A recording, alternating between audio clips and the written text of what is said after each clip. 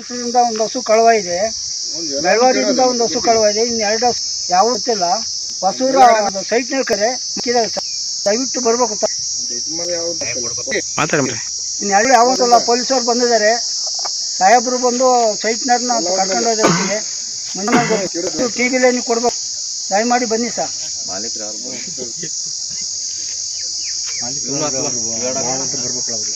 ಇದು ಅನ್ಕೊಳಕ್ಕೆ ಬೇಡ, ಅದು ಮಂಗಿರ್ತಾರ ಅದು ಇದು